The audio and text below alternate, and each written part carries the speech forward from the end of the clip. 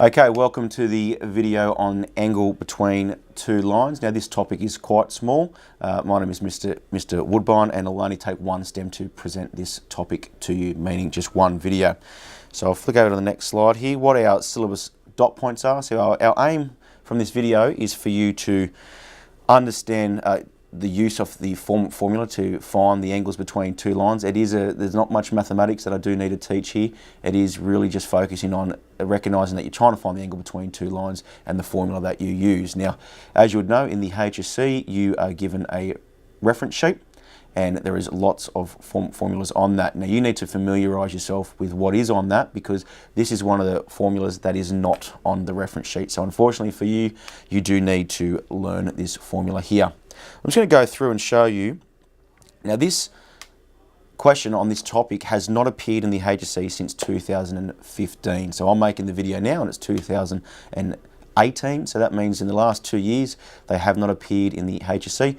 What it could mean is that we have this could be a high chance of being in the next upcoming test, or it could mean that it's starting to fade out. So we don't know. It's one of those 1%ers that you definitely need to know to make sure that if they do put it in, that you maximise your marks by getting it right. So just have a look at this question here. It says calculate the size of the acute angle between the lines y equals 2x plus 5 and y equals 4 minus 3x. I'm just going to go back a slide there. So you can see that tan theta, I'm just going to highlight this, that's the formula there. So tan theta is equal to the absolute value of m1 minus m2 over 1 plus m1 times m2. If you had a negative value for that m1 minus m2 and so forth, remember it's absolute value because we're finding the acute angle, and tan theta is always positive in the acute angle there. So I'll just go back to the question there. So we are going to use the formula tan theta is equal to absolute values m1 minus m2 over 1 plus m1 times m2.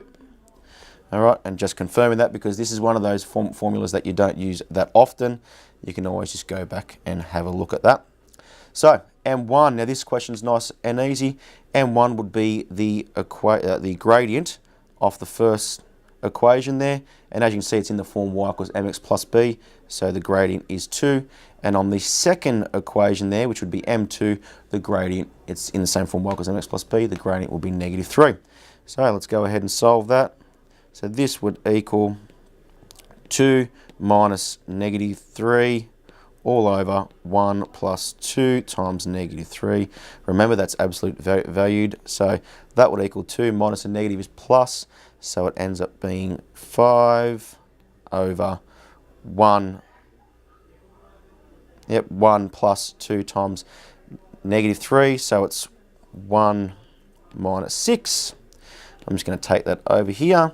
So that would equal absolute value of 5 over negative 5, which would just be negative 1 absolute valued, which is equal to 1. So you do need to know your exact values, and you do have those special triangles on the reference sheet. Tan theta equals 1 would mean theta is equal to 45, as we know tan 45 is equal to 1. Gentlemen, that is pretty much it.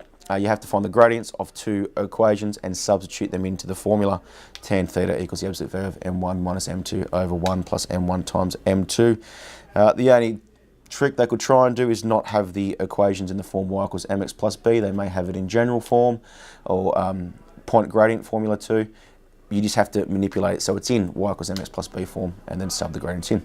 All right, gentlemen, I hope that makes sense, and thank you for watching.